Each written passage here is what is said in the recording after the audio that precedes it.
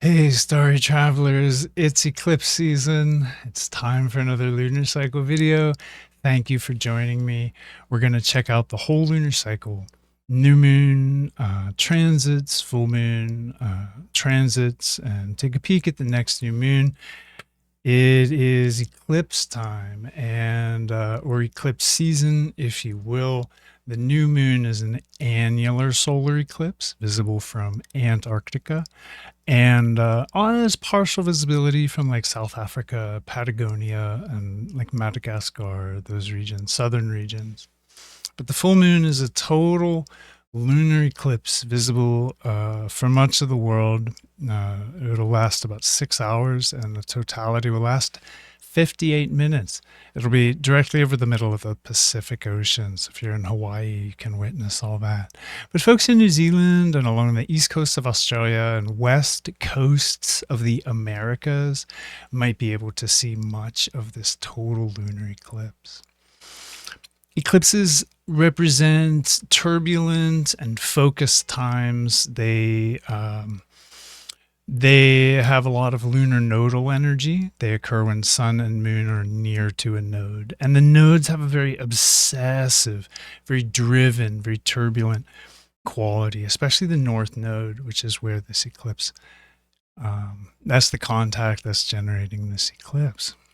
And you can see here that in Aquarius, we have sun and moon, just in the early degrees of ecliptic Aquarius, and there with Venus and the north node, so that proximity to the node signifies an eclipse. Also in Aquarius, Mercury, and lagging just a little behind in Capricorn, we have Mars in the fish, the stars of the fish of Capricorn, and Pluto in the stars of the goat of Capricorn. Capricorn being the goat fish, of course. Looking a little forward into Pisces, we see Saturn and Neptune very closely conjunct, and we also see Pisces inhabited by dwarf planet Ceres, that's between Mars and Jupiter in the asteroid belt, and dwarf planet Eris, that's out past Pluto. Out in a trans-Neptunian space, shall we say. And the comet Chiron, the centaur Chiron, half comet, half asteroid, rounds out Pisces. So we have a very inhabited Pisces this month to start the month off. Uranus in the proximity of the Pleiades is inhabiting what do we think of as constellation Taurus today. And Jupiter in Gemini is making his way. Jupiter is in the degree of some powerful stars, southern stars. We have Sirius and Canopus. Jupiter in the zodiacal degree of those stars. Let's keep your eye on him this month. And to finish up, we have South Node transiting through Leo. Of course, nodes move anti to the planets. This node is just starting to move through Leo and will make its way through towards Cancer as it goes.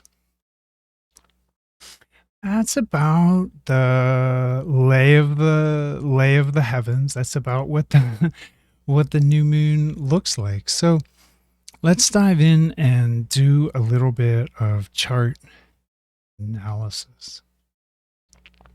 The new moon is like the seed of a cycle. It's like the blueprint. It has the whole thing in it, and it talks about the core intentions of the cycle, what wants to happen. Here in Aquarius, we have a lot of activity that signifies unexpected lurches right towards the future. That's something Aquarius does. It does that. But the North Node too here gives it a lot of, like I said, very compelling momentum. And this is a futuristic momentum. Aquarius is a very inventive, creative, future forward thinking, and just driven by foresight, driven by anticipation, a lot of pattern recognition, and being ahead of the curve. These are famously Aquarian prerogatives. Aquarius is innovative and humanitarian, and we're likely to see empowerment with the stars of Aquarius activated. We're likely to see empowerment of resistance, rebellion, and work to deconstruct outdated orders and models. And that's what's empowered by Aquarius. So we're likely to see a whole month, and actually a 6-month season, an eclipse season driven or marked by unconventional struggle toward humanitarian and community-driven goals. And this cycle could really galvanize the people, especially being a Venus-Jupiter trine effect. And we'll say more about that later. We'll look at this in a stepwise way so that it makes sense. Aquarius, where we're focusing now just on the energies of Aquarius, where the sun and moon are, it could indicate greater celestial power behind the social movements that are thinking in future forward ways about the world that the next generations will inhabit, because Aquarius is looking forward through time to create better worlds through collective effort. And when we consider that the sun and moon here in early Aquarius are, when we look at the relationships they're making, the one that's really important, that stands out, and that is by far most impactful is this square to Uranus. Uranus being the ruler of Aquarius. So we have this very heavy Aquarian Uranian vibe, this moon, this whole month, and this whole eclipse season. And Uranus squares, like just the textbook on them is they are like explosive, they're catalytic, they're anxious, they create anxiety, and they do, unexpected things. Let's just say that. Uranus and Taurus might be softened in his, I don't know, shall we say, usual terroristic impulses, but a square to a sun and moon in Aquarius could signify a lot of activity, dynamic activity, very exciting, but not in a good way necessarily. Uranus is on the degree of a fixed star, a northern star, Algol, the demon's head. And this is a hard star to understand. So when we think about this star in modern times, we're thinking about a star which signifies the severed head of Medusa in the constellation of Perseus. Perseus holds in his hand the severed head of Medusa. So, being that Uranus is on Medusa's star, I want to remember Medusa, if you will. She was attending the temple of Athena when she was raped by Poseidon, and that angered Athena, but Athena couldn't really punish Poseidon, and she cursed Medusa for desecrating her temple. Perseus later killed Medusa because he wanted to weaponize her cursed head. And we often forget that her name is the root of the word medicine, and that her blood was both poison and panacea. It could cure anything. So when we think of Algol as the demon star, we need to remember the medicine too. Just like to ancient Hebrews, this star was called Rosh HaShatan, or Satan's head. It was also associated with Lilith, the first wife of Adam. And there's an equally uplifted mythology here around Lilith before she was cast out of Adam's garden, and a more genetically docile partner, if you will, was created by the Elohim. And we call this docile partner Eve, but she gets scapegoated for absolutely everything too. And the only real moral of the story is, if you're a woman, look out. So with the mythology of this star, we see a few themes: war, violence, harsh conditions, adversaries. Also, we see feminine power, feminine autonomy, sovereignty, but the combination too, and being unfairly scapegoated for your power as a female. We see that with Algol. We see all kinds of expressions with Algol. And Uranus is going to bring out some unexpected, some of the higher angels of its nature, if you will. So we can expect to see some of these autonomy and sovereignty themes, but sometimes Algol signifies reclaiming power, right? And standing up to bullshit, raging against the machine.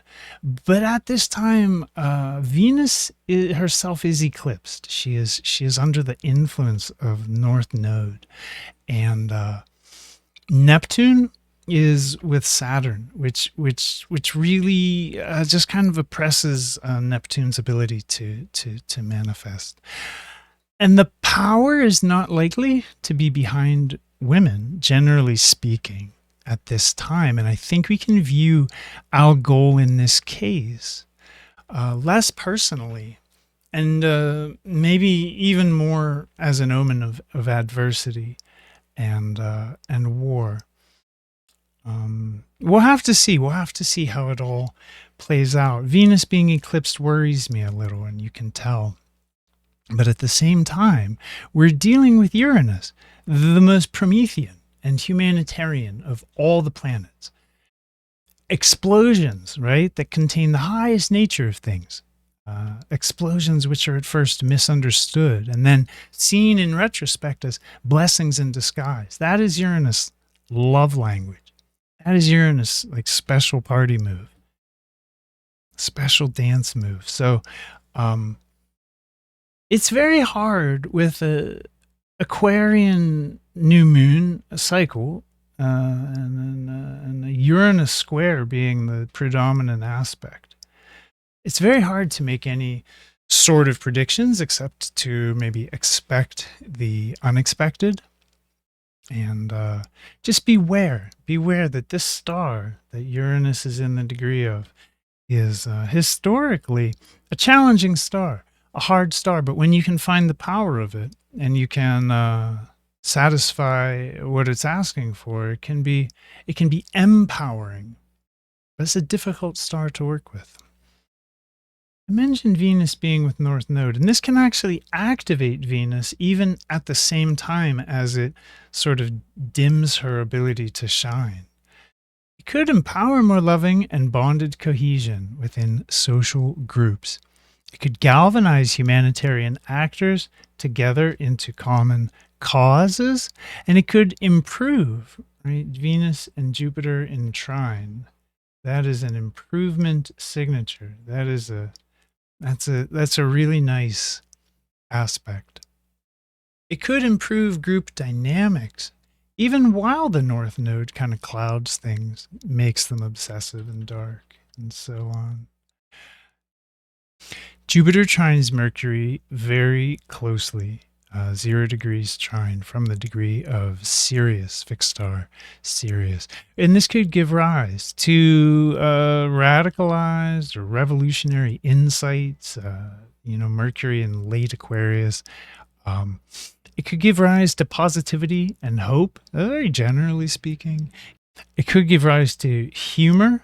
Humor is a Jupiter-Mercury specialty. And it could be a positive month, just generally speaking, for commerce or trade. And here we have the 0 degree, actually very close at 15 arc minutes, about a 1/4 of 1 degree. Conjunction between Saturn and Neptune in Pisces. The short version, just to gloss this, is heartbreaking social reform at macro scale. Okay. Why is it social reform? Because that's what Saturn and Neptune do. Why is it at macro scale?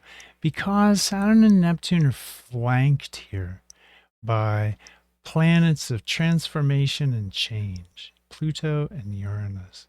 And why is it heartbreaking? Because they're meeting on the degree of the fixed star Alciot, and that's Beta Pegasus, and they're in 0-degree relationship. It is a notoriously difficult star. We'll say a little bit more about this Saturn-Neptune conjunction later, but next month's new moon will be conjunct Saturn-Neptune. So we'll really focus on that then. And Eris is conjunct to Chiron very closely, 1 degree. And this will be exact for the next new moon, like zeroed, totally zeroed. For the next new moon, there'll be 2 exact alignments. So yeah, that next new moon with Saturn, Neptune as Eris, Chiron conjoined perfectly. We have themes here of self-reclamation, self-examination, going to the places that scare us, psychological shadow work, and examining our early wounds, even if we had a really supportive family and dignified and uplifted parents. Being an infant, being a child in the developmental phases, there's always a sense of terror, especially in the pre-verbal stages when everyone around you is talking. And I just want to encourage everyone to think very broadly about Chiron's purpose and the journey of Chiron is to be wounded early, and those of us who just sustain ordinary wounds, we generally recover from them, and that's Chiron's journey. Those of us who sustain heavy wounds, however, recover from them and become so adept at healing and recovering that we become healers. This is also Chiron's mythology. And Eris brings this process home into the dark, into the heart of what we are hiding from ourselves, into what we're afraid to look at. The Eris is the dragon that guards our treasure. Except in this hero's journey, we're not trying to kill her. We want to accept and acknowledge and reconcile ourselves with her and enfold her into a holistic understanding of ourselves, which is where the shadow belongs. So Eris, this goddess of chaos, and Chiron, this god of healing. We'll see what they bring. Again, next month they'll go exact. And all of this kind of details a little bit like an energetic template. Jupiter in degree of Sirius is giving a strong blessing to a Aquarius eclipse, North Node Aquarius eclipse. And there's one detail that we haven't talked about here, which is that this is part of a Saros series 10 North or 121. And I want to pull in the chart. I want to pull in that chart and talk a little about the energy of this eclipse, because you guessed it, it's a big one. It's a big one. It's ominous, and I want to show you why. All right, so I've pulled this eclipse chart, the 994 AD chart of the first eclipse in Saros Series 121, which Bernadette Brady designates 10 North. I will refer to henceforth as 121, its astronomical designation. And this is the first eclipse. This is ground zero for this eclipse cycle. So we can study this as a natal chart to see what is the nature of this eclipse. And the first thing I notice is the sun and moon are on the degree of Algol, the same degree we talked about Uranus being on. Presently, for the natal chart of this eclipse series, they were on that degree. The next thing I notice is that it's a North Node eclipse, just like this one, and that Jupiter is eclipsed, just like Venus is this time. So we have Jupiter being dimmed. And this is why I say that even while there may be some driven activity of a Jupiterian nature, it doesn't really, the nodes don't really let Jupiter shine. And we'll see why I say that as we examine some of the patterns of this eclipse series. I want to call attention to Saturn and Uranus on the degree of fixed star Sirius. That's the brightest star in the sky. And I want to call attention to the idea that Jupiter and the North Node make an awesome grand trine with two midpoint contacts, the South Node and the Saturn Uranus conjunction. This is a very powerful formation. This is primarily an energy of reform. This is because Saturn and Uranus are together on Sirius, and it's an oppositional energy to Mars in Sag, and it's also eclipsing Jupiter pretty heavily. Bernadette Brady looked at this from a whole different perspective. So before I get into what I'm going to say about this, I just want to share her prognosis. Always worthwhile, and she always examines planetary midpoints. So what she says about this is that there's a very strong emphasis on communication. You'll see Mercury is just with Sun and Moon, and she's right. This will bring a very strong emphasis on communication. And she says at the same time, frustrating or inhibiting events may come into one's life via news, paperwork, or a young person. One may feel tired or drained, and this is therefore a good time to take things quietly and work through the difficulties one at a time. I think that's fair. And I think that rather than break down all of this as being about reform and possibly financial eclipse, that was the idea I had. That Jupiter's eclipsed, that this wealth lord is eclipsed, and that wealth, Venus too, signifying wealth, is being restructured. Saturn, Uranus is a restructuring marker. So I started to look at the patterns of this, and the last occurrence of this solar eclipse within this series was February 2008, and that signified a global financial crisis, right? The 2008 was the U.S. Housing bubble burst, and it resulted in global ripples, and there was a worldwide financial crisis. Well, what happened for people who aren't like really familiar with that, because these details become important as we go on?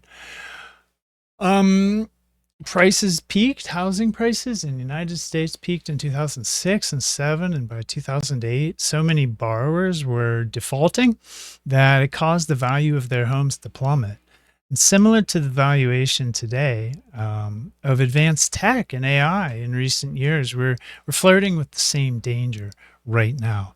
Even though banks are much stronger right now than they were in 2008, but we have the Algol Sun, Moon, Mercury with Jupiter eclipsed. That really fits this scenario. And Sirius, the fixed star Sirius affecting Saturn and Uranus, also restructuring, reformation, sudden consolidation. And there's a lot of resonance between this chart, this 944 AD origin chart of Saros Series 121. A lot of resonance between this chart and the chart of the current new moon. For example, we have 944 Saturn Uranus conjunct 2026 Jupiter, all activated by fixed star Sirius. We have a Chiron return. Chiron, you'll notice, is in late Pisces, exactly where he is now. So this eclipse signifies a sort of Chiron return of the eclipse cycle. We don't know what that means. It's going to emphasize Chiron, trauma, healing, healing others, healing self, doing work to reclaim. lost territory inwardly. And we have, as I noted, the Sun, Moon, Mercury conjunction for the Origin series in the same degree as we find Uranus in 2026 today. So I want to shift back. I want to shift back to this new moon chart and talk about how the energies reflected by these heavens, the current energies today, are. I want to talk about how they're mirroring the period of time leading up to 2008, and I want to talk about how they're not. So, the advanced tech sector today, the corporate sector generally, and artificial intelligence research and development specifically are a lot more geographically spread out. And then theoretically, that makes them less susceptible to crippling systemic risks. But leading up to 2008, we saw poor lending practices happening in an isolated environment, right, just within the USA. The similarities run deep, where today you have a kind of global obsession with AI-related assets, leading to increased speculation, overvaluation, and this creates a similar potential for the valuation bubble to burst. The significant parallels between the time leading up to the global financial crisis of 2008 and the current times includes this series of eclipses. So it's pretty dark omens. And I can only hope that what we have learned is enough to buffer us this time, or that at least the banks, the markets, and the asset classes in question are more stable and resilient than the U.S. housing market in the 2000 odds. For those who are curious, the last occurrence of a solar eclipse in Saros Series 121 before 2008 was in 1990. Another economic crash. That was when the Persian Gulf crisis jacked oil prices up 70%. And at the same time, the savings and loan crisis was driven by many of the same forces. High interest rates, rapid deregulation, speculative investing, risky speculative investing, widespread fraud. All of that similar to today's environment around AI and cryptocurrency. Like, in fact, you didn't know whether I was talking about 1990 or 2026 when I it's just, that's the world we live in. And that's the fire that we're playing with this month. Very Promethean. So I just want to say there is the distinct possibility of an economic recession. Major, maybe focused on value within AI or tech sector generally. And that could happen within the next 6 months. That's this eclipse season. And I caveat that with only time will tell. Astrology is not precisely predictive, but it is indicative. And this indicates the distinct possibility of economic recession. So with this new moon on the Venus-Mars midpoint in early Aquarius, things look ripe for upheaval, rebellion, social revolution. And with this solar eclipse setting the trajectory for the next 6 months, we can see that the crest of that wave actually will have a new moon conjunct Uranus in Taurus, right? Follow me here. 1, 2, 3. Here is going to be the degree of a new moon in 3 months. And that'll be halfway through eclipse season towards the next south node solar eclipse. This is going to be a very Uranian wave. So the theme of this new moon solar eclipse is going to set that tone, and it'll be echoed in the crest of the wave and in the next 6 months pretty intently. I think we can safely expect the unexpected as well, as a lack of stability and a lot of change and rearranging in the coming cycle. I also think machine intelligence and potentially cryptocurrency It could be here to stay, but short term, we're looking at the potential for a little bit of collapse. On a positive note, beyond just meaningful resistance to tyranny and global bullying, on a personal level, this cycle means change, means difficult change can be made. It has for some time now, actually, with Uranus in Taurus and Pluto in Cap, bringing change and transformation to some of the most stable of the stars in our sky. And on a personal level, Uranus and Aquarius connect us to our higher self, our inner knowing, our soul's voice. And Venus and North Node can help carry us in that direction, gently and intently. Yeah, that's Venus and North Node, gently and intently.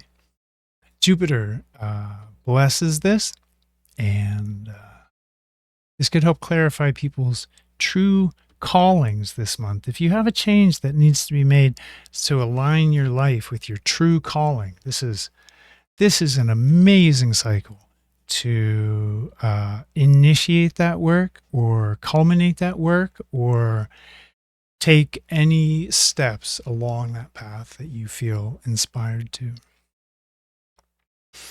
It could help us understand the things that are happening in the world.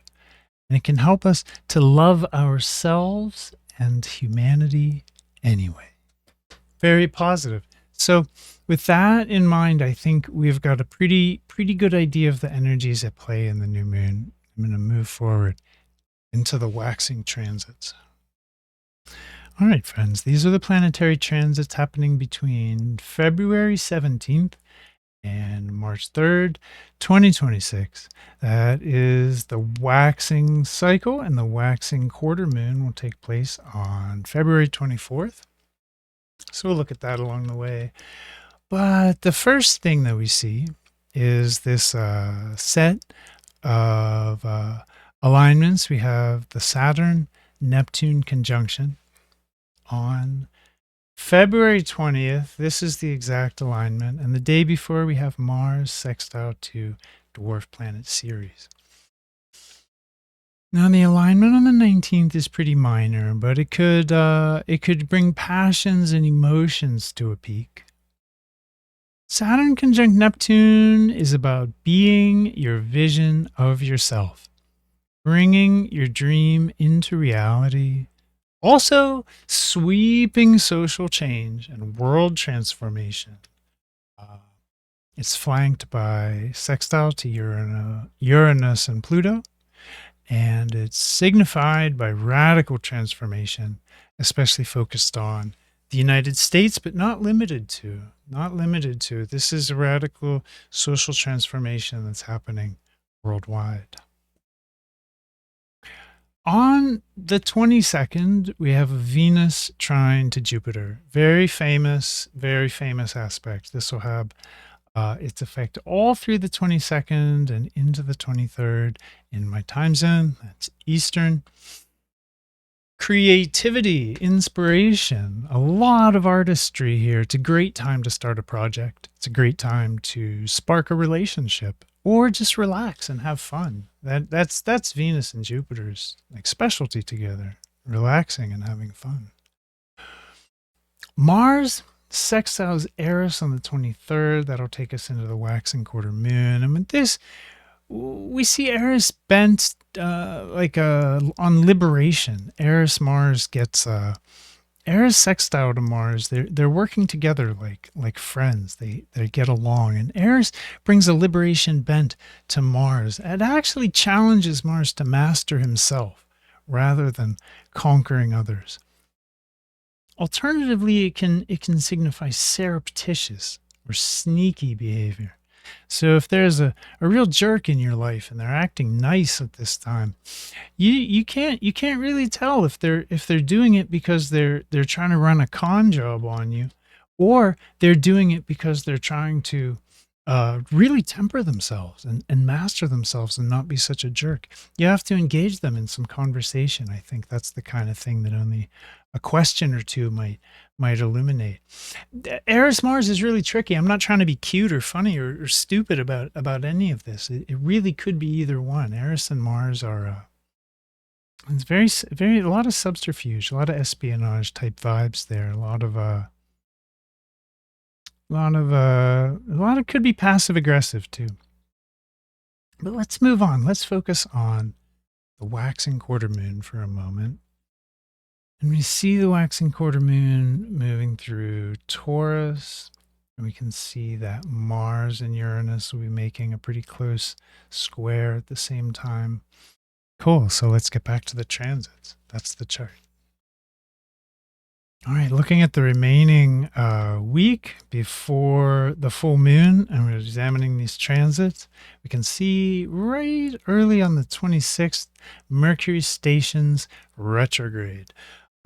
He's stationed for the 25th and 26th.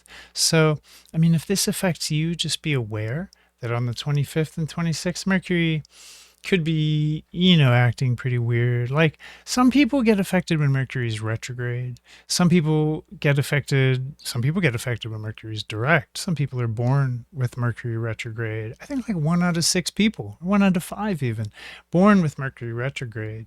So this could be like a real comfort zone for some people. But however Mercury is for you, he'll be stationed still in the sky on the 25th and 26th. So you can make a note of that. If things are janky or weird or hard to communicate, that's why. Blame it on Mercury. On the 27th, we see Mars square to Uranus. And this could be quite volatile, potentially violent, a notorious aspect. That's the square between Mars and Uranus. Yeah, with Uranus on that dark star, I'm gonna think that it'll be less likely that he brings his benefic insights to Mars, and more likely that today is a good day on the 27th, also 26th and 28th, to kind of guard yourself against your own outbursts and watch for short tempers and violent outbursts in the world. On 28th, very early, we see Mercury conjoined Venus. And this is a very quick aspect. These are two fast moving planets. But Mercury conjunct Venus is quite peaceful. It's potentially profitable, and it's a famous aspect for money and wealth timings, magic, dealings, signings of documents.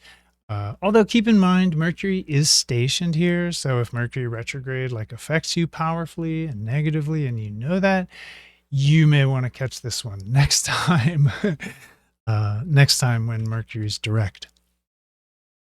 Actually, that'll be October 6th, but Venus will be retrograde. So rather than trying to get it perfectly and stick the landing and everything, just my approach to all this stuff is like Mercury and Venus conjunct. Is Mercury and Venus conjunct? It's a good time. They're working together, and they're working together again. Peaceful, profitable. It's a very famous aspect for wealth timings. Mercury rules commerce and all kinds of trade, mercantilism, merchandise. Mercury is a wealth power, and Venus, of course, the billionaire planet. Then on the 1st of March, we have dwarf planets lining up. Dwarf planet Ceres lining up with dwarf planet Eris. This could kind of emphasize a collective shadow and bring it could kind of go along with this Mars Uranus. This could be an ominous time. It has the potential to be an ominous time near the end of February, beginning of March. Although after the 1st and this contact going exact, we do have a little break, a couple days of relative inactivity. The waves won't be that big. So that's a look at the waxing transits. Up to March 3rd, we have the full moon. Without further ado, let's get to that chart. It's a full moon lunar eclipse, the opposition of moon and sun. It is a total lunar eclipse. The moon is with south node in Leo, and the sun is still with north node in Aquarius. Let's start actually here. This is an eclipse with greatest visibility being in the middle of the Pacific. I mentioned that Hawaii, New Zealand, east coast of Australia, and west coast of the Americas, and actually really a broad section of the United States is going to have a great view of this moon. But yeah, tons of people will be able to get a glimpse of this total lunar eclipse for the full moon.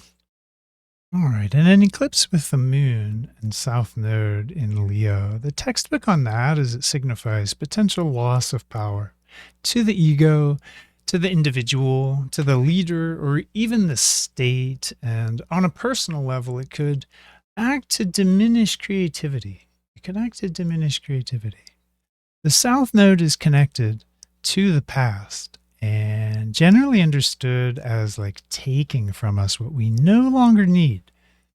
It takes from us what we no longer need to encourage us along our evolutionary path.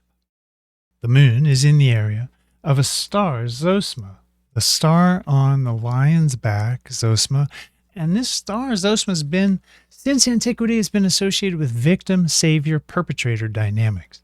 The idea that hurt people, and the journey to recover from victimhood, the journey of healing, of stepping out of the role of the victim, likewise out from those savior and perpetrator impulses.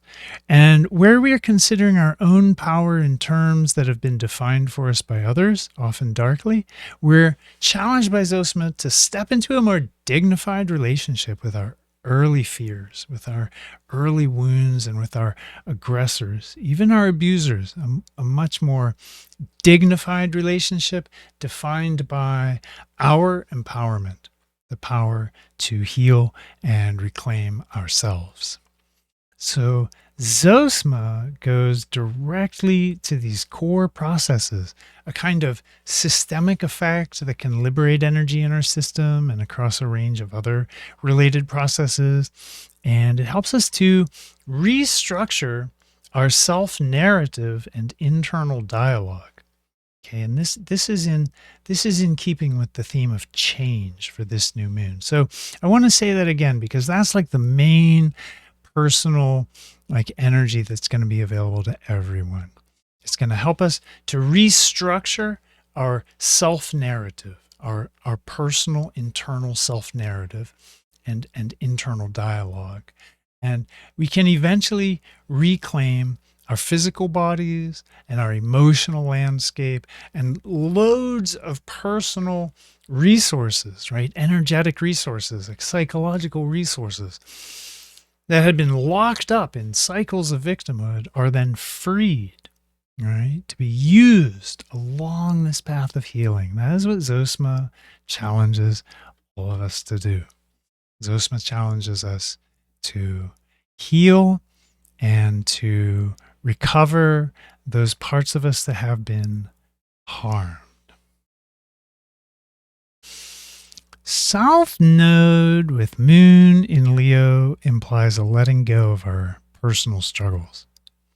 Zosma emphasizes victimhood, savior complexes, and dark impulses.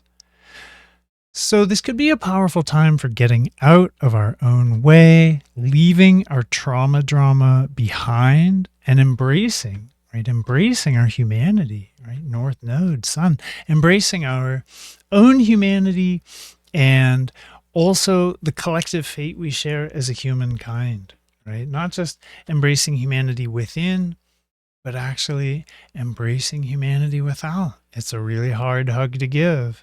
That can be a hard connection to make because people are so human. But that's the challenge here. That's the challenge here, signified by the nodal axis and Leo and Aquarius.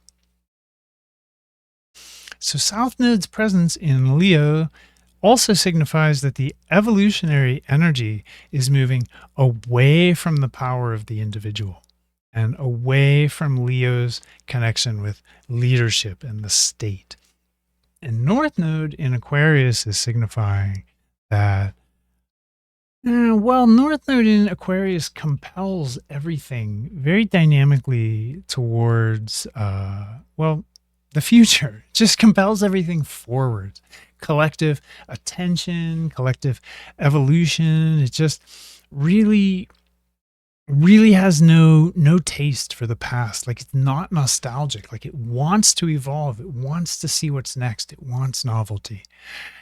It's signified by connection to the collective, the people, the many, the masses. So working together with our groups instead of cleaving to our personal agendas. That is the recipe here. And just to drill down a little, just to look a little closer at Sun with North Node and Aquarius, it signifies Aquarius's future forward perspectives and big mind, high truth, electric insights. It's going to make that available to everyone more so. And it might not be clear insights. It might be sort of like the nodes have a tendency to distort. At the same time, they're so driven, they're just a little bit turbulent, like too turbulent for anyone's good. They tend to distort and muddy issues. And the North Node also has a tendency to move things forward, just like Aquarius, like evolutionarily, especially by creating these obsessive fixations. So this fixation could be with freedom, could be with liberation, collective power, rebellion, social revolution of all kinds, but distinctly favoring humanitarian values and goals. And as the moon is eclipsed, Sun with North Node is doing little else but luring us forward like this, like a will-o-wisp. With Mars here too, there could be a lot of fire, great energy around resisting authoritarianism and tyranny of all kinds. It's just how Aquarius seems to feel about things, opposed to selfish statism. And you see this in the sky. Aquarius is opposed to that leonine impulse. Think of the Sun King, Louis XIV, when we think of selfish statism. He's like the poster child. That's Leo and Regulus, for better or worse. And here we are with emphasis on the other side of the sky. Power to the people. We'll have to see. We'll have to see. Aquarius and Uranus really influenced this cycle from the seed because the new moon saw them square so closely. But this Aquarian emphasis on the people's fire could be stoked by Mars, who's now forming that same square to Uranus on the degree of Algol in Taurus. And in this, I think we could see the hidden feelings of the downtrodden and the oppressed really pop off this month. And those peoples who are abused by their leaders could take a stronger stance in response. I think that's the general collective wave that we're likely to see. And on a personal level, again, I can't emphasize enough this connection vibe, this personal change, to make the personal change that you need to step out of your own way, especially around personal healing and where we've been mistreated. In the new moon section, I talked about some of the patterns of Saros Series 121. That's the Saros series that this eclipse is part of. If that sentence sounded like gibberish to you, I have a video on Saros Series, what they are, how they work. And for this, just suffice to say, I talked about some of those patterns and how we saw the same family of eclipses in 2008, concordant with the global financial crisis, and before that in 1990, where we had the Gulf War recession and the savings and loan crisis. And this looks like an emergent pattern, possibly one of financial restructuring via economic hardship and downturn. And In that new moon segment, I noted the distinct possibility of economic crisis around tech, AI, crypto within this 6-month period until August South Node Leo eclipse. This lunar eclipse is classed into the same family as the solar eclipse. So, it really empowers people to make personal change. It really empowers people to potentially come out of their shell, especially if the shell is created by, is a response. The hardened shell is a response to personal wounding. It empowers us to connect with others. It empowers us to galvanize around shared goals. That's a collective empowerment. Collective self-betterment is what this cycle is all about. But all this is still happening in the context of a seriously ominous eclipse series. So I just want to bring that to light.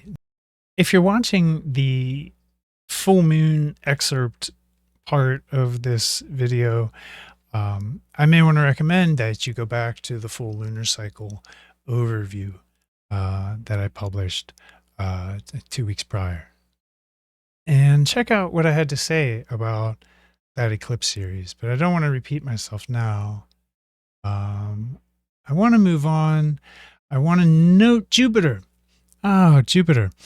This eclipse is trined and sextiled by Jupiter pretty closely, 2 degrees. And Jupiter is 0 degrees in the degree of fixed star Sirius. So Jupiter's in a very empowered degree, and he's acting very harmoniously to this eclipse. There's going to be a lot of potential for change here. But I want to say that as turned up and maxed out as this could be, we could increase very greatly.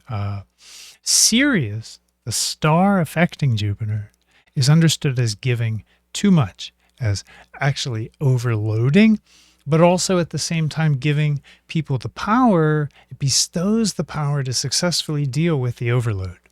That's how Sirius operates. It's a funky star.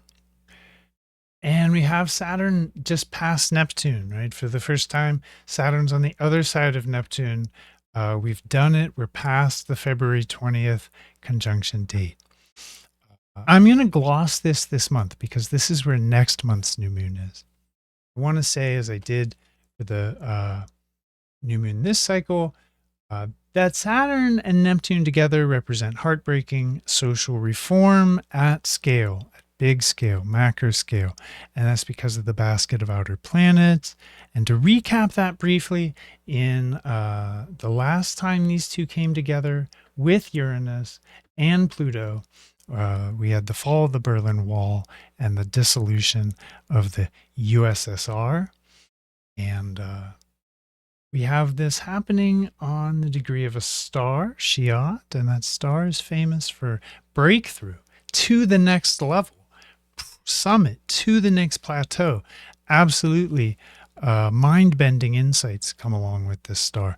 Also painful, heartbreaking, sad. It's as if there's birth pains, like a paradigm shift, the birthing of a new echelon of evolutionary experience. But that intense birthing gives rise to great heartbreak. That's the typical Shiat pattern. Again, next month's new moon happens in this degree. So we'll focus a lot more on Saturn and Neptune then. There is a close triple conjunction in late Pisces between Ceres, Eris, and Chiron. These are pretty compatible energies, actually. These are very nice energies in that Ceres, Eris, and Chiron all speak of a journey of self-reclamation, self-recognition, and self-healing. So we may feel more inspired at this time, more passionate, or deeply motivated to overcome our own limitations, our own growth edges. This is very good for deep healing. Here we are with the moon eclipse by South Node. I think this Jupiter trine is right on time, my friends. The future is certainly beckoning. It will be difficult to resist. Let's see where it goes. I have no better advice than that, my friends. So what can we say about this? All in one place. This is very future forward. This is very, with the moon in Leo eclipse by South Node, everything is about change. Everything is about the path forward, and everything is framed in terms of Aquarius, and much of it in terms of Uranus. Let's get to looking at the waning transits. I think that's about everything I wanted to say on this. All right, here we are. And these transits between March 3rd and March 18th signify the period of time we call waning cycle between the full moon and the next new moon. So these transits, which will be in effect for everyone, we're going to take a quick look at. This is much more positive, especially this first week. You see a lot of Venus and Sun. You see a lot of Jupiter activity. There's a lot of general blessing in the sky here. Venus sextile Uranus on March 4th could infuse social life with cleverness, breakthrough ideas, or insights. While a Sun trine Jupiter could be 2 days from the mid 4th to the mid 6th. It could be a couple days of general optimism and positivity. These are the 4 benefics, if you will, if you buy into that, and you shouldn't, because all these planets have shadow sides and dark sides and nasty ways of being. But these angles don't bring that out. These angles bring out like good neighbors, like partners on a team working harmoniously together.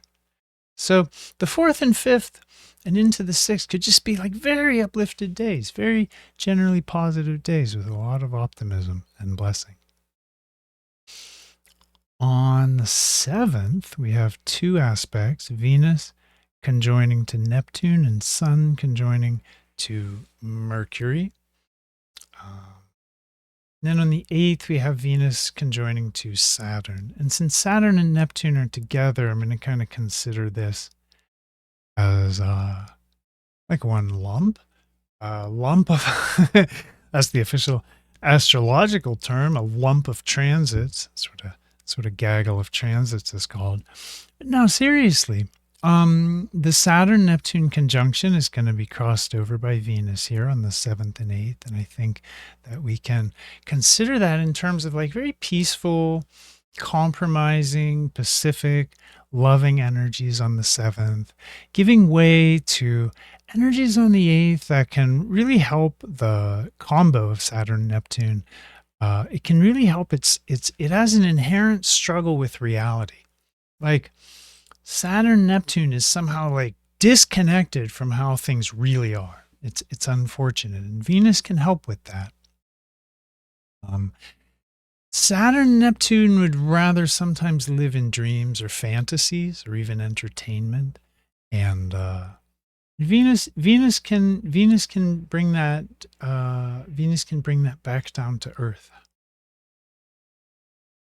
On the 9th, then, looking forward, we have Mercury trine to Jupiter, and this goes exact. We talked a little about humor. We talked a little about joviality. We talked about optimism. Jupiter trine to Mercury should make everything like delightful and hilarious, but mileage always varies. We also see with Mercury that he's in Aquarius and Jupiter in Gemini. And when we have a Aquarius-Gemini trine, this is really great for genius, really great for visionary insight and cracking codes and seeing patterns that take us to the next level.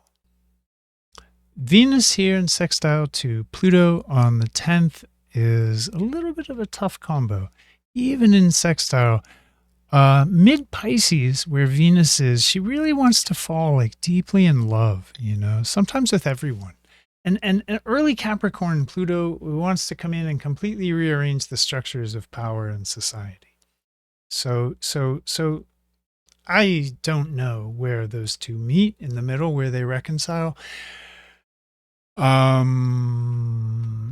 Ultimately, we could have more grounded Capricornian feelings and reflections on our urges to love everyone. We could, balance the impulse to just appreciate things universally with a little bit judiciousness and possibly Capricorn's discriminating clarity. Right before the waning moon on the 11th, Jupiter stations direct, and he'll stay direct for that waning moon. He is 0 degrees from the. He's in the zodiacal degree of fixed star Sirius, which is not a ecliptic star, but this signifies intense power. Whoa, yeah, radical ideas, the empowerment of thought and speech in Gemini, and he's also trine to Mercury in Aquarius. We saw that perfect here. So again, everything that I said about genius, about insight, about next level breakthrough, this Jupiter station should really potently elevate. It should amplify and expand. And with that, let's take a look at the waning quarter moon. And here's the waning quarter moon. We see right in Ophiuchus trine to Eris and Chiron. Pretty intense. Jupiter stationed direct on Sirius, affecting Sun, affecting Mercury, and Mars very close to North Node. Very dynamic. And with that, let's get back to the transits, waning transits. There's only a handful. Mercury conjoins Mars on the 15th of March.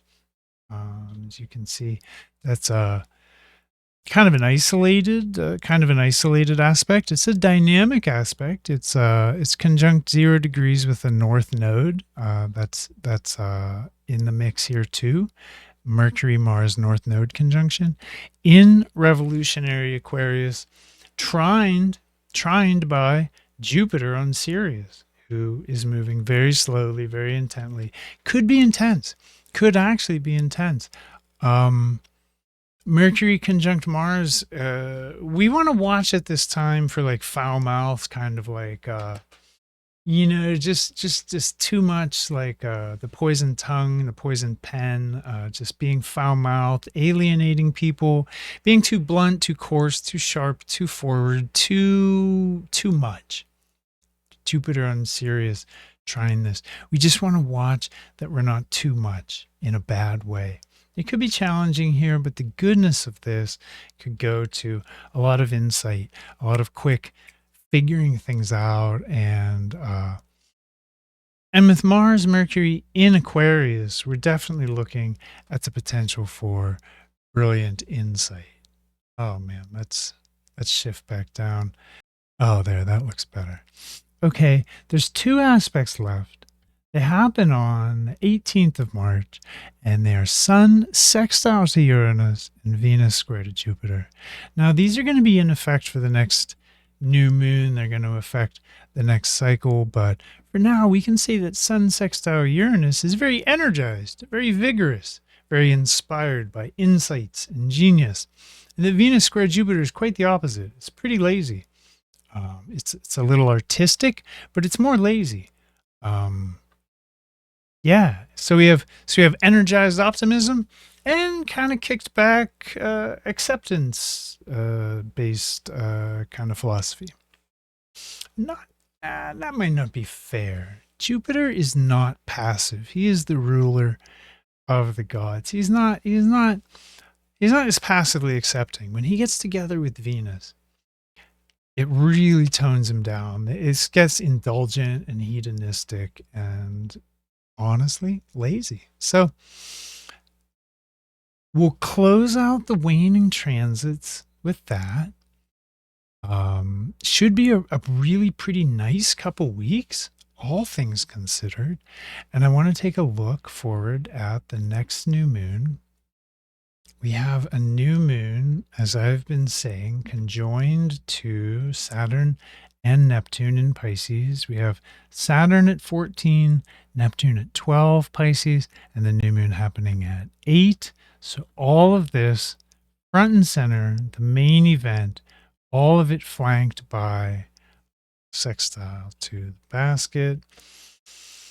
Whew, Eris and Chiron are exact at 0 degrees, and we have a relationship to Uranus also 0 degrees. So the change, the upheaval, the stirring of the pot, this could all continue. It could all continue into, it could kind of bleed into next month, but we'll see. Time will tell. The astrologer's motto, time will tell. Thank you, fam. Thanks for being here and staying here till the end. I don't have a whole lot to say, but I do want to call your attention to my website, this oneskyastrology.com. Please check it out. Learn about my work if this style of astrology interests you. I want to invite everybody on the Facebook platform to a group called Radical Astrology. Please just join, and you'll be asked a few questions to ascertain your organic carbon life form status. No bots, and and you'll be welcome to join a community of diverse practitioners of constellational and sidereal and astrologies that are rooted in the actual skies. I'd like to take a second to promote the ISAA. Too, they have a website at Sidereal International, and you can check out upcoming events. We have a podcast. There's all kind of stuff to link to. Get checking out Sidereal International for some really interesting perspectives, information, and that's two ways to kind of get a finger on the pulse of the movement, to be connected to ISAA, join Radical Astrology. It's a very exciting branch of astrology, and these are very exciting times. So,